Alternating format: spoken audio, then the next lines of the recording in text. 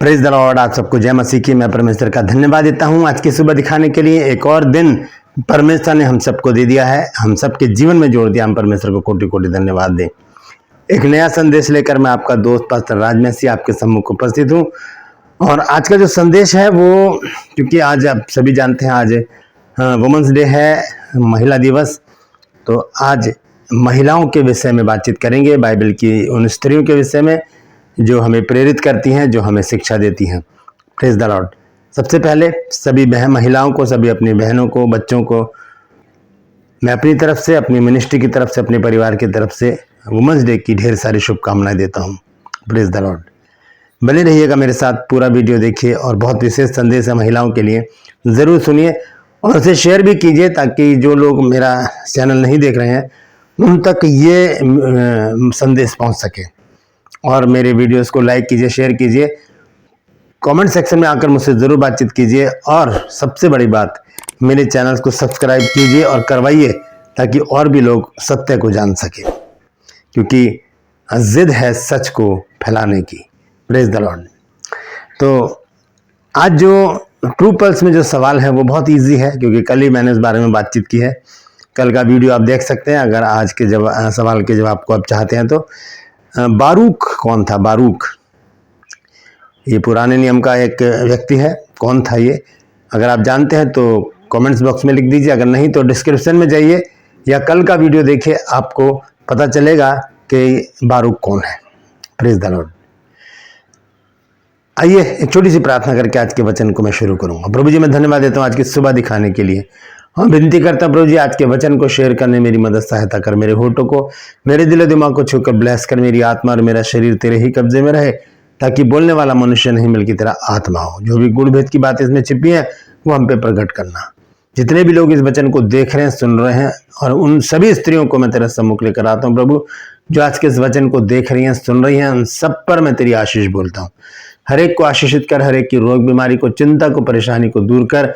घरों से नशे, लड़ाई झगड़े, तफरके, बेरोजगारी, बांझपन और प्रभु जी हर एक प्रकार की बीमारी घरों से दूर कर दे प्रभु जी। धन्यवाद देता हूं प्रभु, तूने मेरी प्रार्थना को सुन लिया। यीशु के नाम से मांगते हैं, आमीन।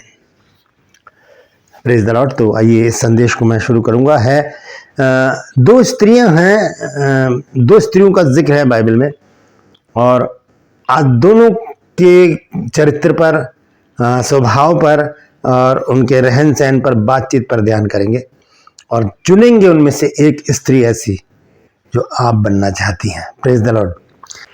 तो सबसे पहले हम देखते हैं नीति वचन 14 अध्याय का पहला पद। यहाँ लिखा है कि हर बुद्धिमान स्त्री अपने घर को बनाती है, पर मूढ़ स्त्री उसको अपने ही हाथों से ढा देती है।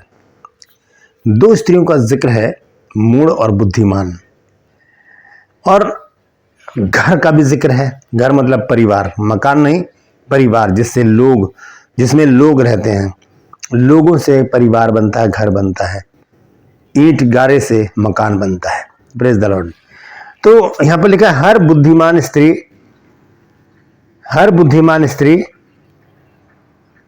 अपने घर को बनाती है। हर बुद्धिमान स्त्री अपने घर को बनाती है। अब बुद्धिमान स्त्री कौन है? नीति वचन 1 अध्याय 7 पद को अगर हम पढ़ेंगे तो वहां लिखा है कि यहोवा का भय मानना बुद्धि का मूल है। जो स्त्री यहोवा का भय मानती है उसकी प्रशंसा की जाएगी। नीति वचन 31 अध्याय 30 पद लिखा है कि जो स्त्री यहोवा का भय मानती है उसकी प्रशंसा की जाएगी। तो जो भय मानने वाली स्त्री है वो बुद्धिमान है। और जो लोग परमेश्वर के भय में रहते हैं वो परमेश्वर से जुड़े रहते हैं, उससे लिपटे रहते हैं, उसकी संगति में रहते हैं, उसकी आराधना स्तुति करते रहते हैं, उसके वचन पर मनन करते हैं, उसके वचन को सुनते हैं, और एक भूख उनके अंदर होती है परमेश्वर के वचन को सुनने की। ऐसी स्त्रियां घर को बनाकर रखती हैं। वो जानती हैं कि भजन संहिता 127 में लिखा है कि यदि घर को यहोवा ना बनाए तो उसके बनाने वाले का परिश्रम व्यर्थ होगा। स्त्रियां कितनी भी मेहनत कर लें वो घर नहीं बनेगा जब तक स्त्रियों का संबंध परमेश्वर से नहीं होगा। परमेश्वर के भय में वो नहीं चलेंगी। लिखा है कि हर बुद्धिमान स्त्री अपने घर को बनाती है, पर मूढ़ स्त्री उसको अपने ही हाथों से ढा देती है। मूढ़ स्त्री कौन है? मूर्ख कौन है? मूर्ख वही है जिसके अंदर परमेश्वर का भय नहीं है। हम पढ़ते हैं भजन संहिता 14 अध्याय 1 पद। लिखा है कि मूढ़ ने अपने मन में कहा है कि कोई परमेश्वर है ही नहीं। ये मूढ़ लोग होते हैं जिनके अंदर परमेश्वर का भय नहीं। बुद्धिमान वो होते हैं जिनके अंदर परमेश्वर का भय होता है। तो यहाँ पर 2 स्त्रियों का जिक्र है, बुद्धिमान और मूढ़ यानी कि मूर्ख। तो हम देखते हैं 2 स्त्रियां हैं वचन में। 1 शमूएल में जब हम पढ़ते हैं हन्ना और पनिन्ना, दोनों एक ही व्यक्ति की स्त्रियां हैं, पत्नियां हैं। और पनिन्ना के तो संतान है लेकिन हन्ना के संतान नहीं है। परमेश्वर ने उसकी कोख को बंद किया हुआ है। पनिन्ना उसको चिढ़ाती है, लेकिन हन्ना परमेश्वर के पास जा जाकर रो रो कर बिलख बिलख के प्रार्थनाएं करती रहती है। परमेश्वर उसकी प्रार्थना सुनकर उसे एक बालक देते हैं जो सैमुएल बनता है बड़ा होकर। और सैमुएल एक भविष्यवक्ता है जिसने 2 राजाओं का अभिषेक किया, शाऊल का और दाऊद का। Praise the Lord. फिर हम देखते हैं और भी बहुत सारी स्त्रियां हैं बाइबल में। इजेबेल है, एस्तेर है, और रूथ है, ओरपा है, नाओमी है, और रिबका है, राहेल है, और हमारी आदि माता जो है हव्वा। और उसके बाद एक और स्त्री का जिक्र हम देखते हैं और वो है अब्राहम की पत्नी सारा। और उसके साथ एक स्त्री और जुड़ी है जिसका नाम है हाजिरा। बहुत सारी स्त्रियों का जिक्र है बाइबल में, लेकिन सबको अगर खोलकर बताया जाए तो बहुत समय लग जाएगा। छोटी सी बात आज हम करेंगे।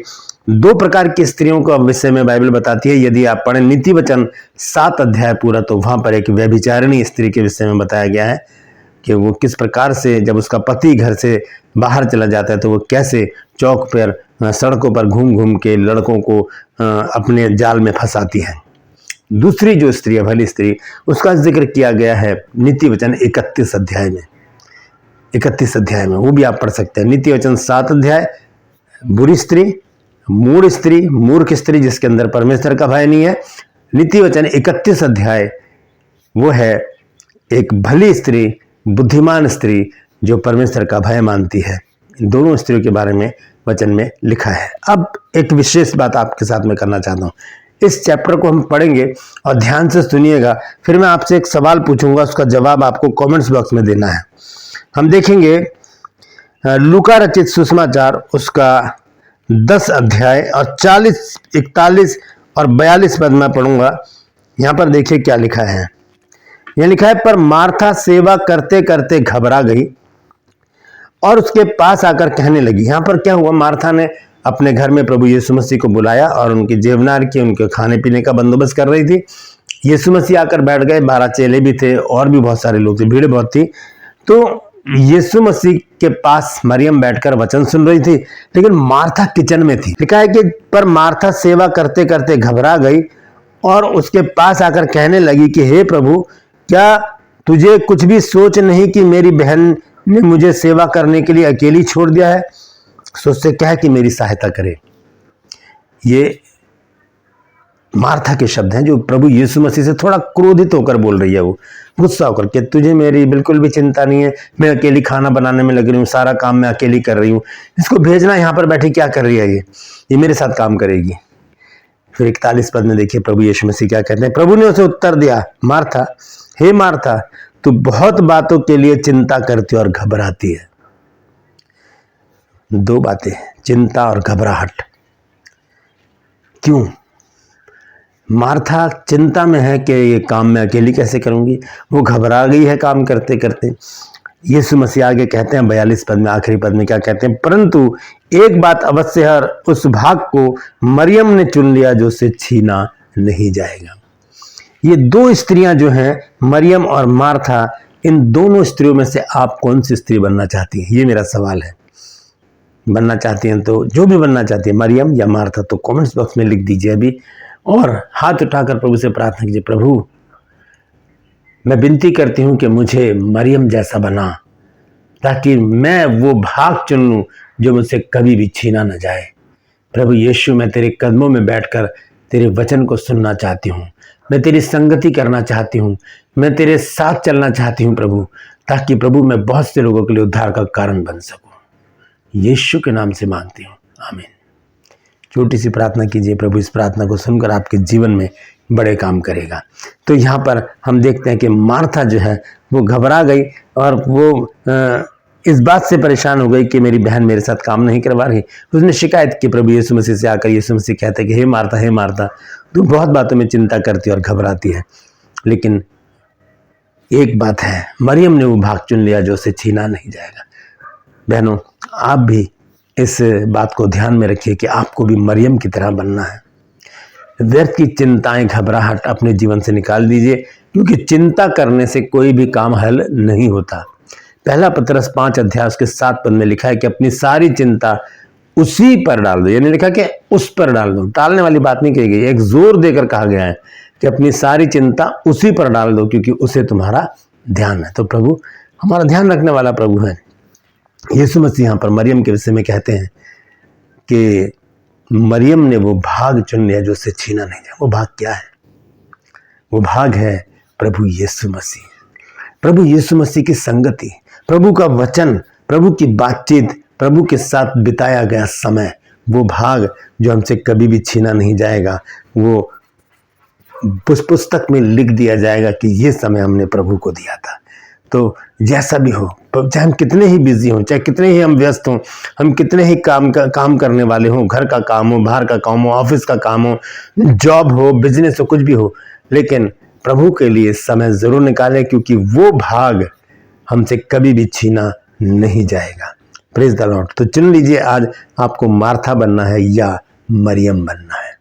Praise the Lord. आखिर में एक बात और आपके साथ शेयर करूंगा। 2 स्त्रियां और हैं बाइबल में जिनका नाम मैं आपके साथ में लेना चाहता हूं। सबसे पहले हमारी आदि माता जो है हव्वा, और फिर हम नए नियम में सबसे पहली पुस्तक में पढ़ते हैं मरियम। उत्पत्ति पुराने नियम की पहली पुस्तक, पहला जो अध्याय है उसमें हम पढ़ते हैं पहले 1, 2, 3 अध्याय में हव्वा के बारे में। उत्पत्ति के बाद हम मती में पढ़ते हैं मरियम के बारे में। हव्वा के द्वारा पाप आया, वो भी स्त्री थी, लेकिन मरियम के द्वारा उद्धार आया, वो भी स्त्री है। कौन आए? प्रभु यीशु मसीह। तो एक स्त्री के द्वारा जब पाप आया संसार में, तब परमेश्वर ने एक स्त्री को ही चुना कि उसी के द्वारा जगत का उद्धार होगा। और यीशु मसीह कुंवारी मरियम से पैदा हुए और हम सबका उद्धार करने के लिए आज भी वो कार्यरत है। तो हम हव्वा बनना चाहे आप, तो आप हव्वा के एक श्रेणी में आती हैं या मरियम की, मार्था या मरियम, परिन्ना या हन्ना, तो ये आपके ऊपर है। प्रभु से प्रार्थना कीजिए, प्रभु सब कुछ बदलने वाला प्रभु है, ताकि प्रभु आपके लिए भी एक दिन कहे कि मेरी बेटी ने वो भाग चुन लिया है जो उससे कभी छीना नहीं जाएगा। Praise the Lord. परमेश्वर इन वचनों के द्वारा हम सबको आशीष दे। यदि आज आपने कुछ नया सीखा है तो कमेंट्स बॉक्स में ज़रूर लिखिए और मेरी हौसला अफजाई कीजिए। इस वचन को शेयर कीजिए ताकि जो लोग मेरे वीडियो नहीं देखते हैं वो भी इन बातों को देखें, सच्चाई को जानें और अपने जीवन को बदलें। Praise the Lord. True pulse में आज का सवाल है कि बारूक कौन था? बारूक कौन था? जानते हैं तो कमेंट्स बॉक्स में लिख दीजिए, नहीं तो डिस्क्रिप्शन में जाइए, आज का वीडियो है वहां पर, उसका लिंक है, उसे क्लिक कीजिए, जान लीजिए कि बारूक कौन था। मेरे साथ मेरी मुहिम में शामिल हो जाइए। जिद है सच को, वचन को, सच्चाई को फैलाने की। Praise the Lord. आज के लिए बस इतना ही। फिर मिलूंगा एक नए संदेश के साथ, एक नया वीडियो लेकर। तब तक के लिए मुझे इजाजत दीजिए, लेकिन अपनों और अपनों का ख्याल रखिए और मरियम बनने का प्रयास कीजिए। Praise the Lord.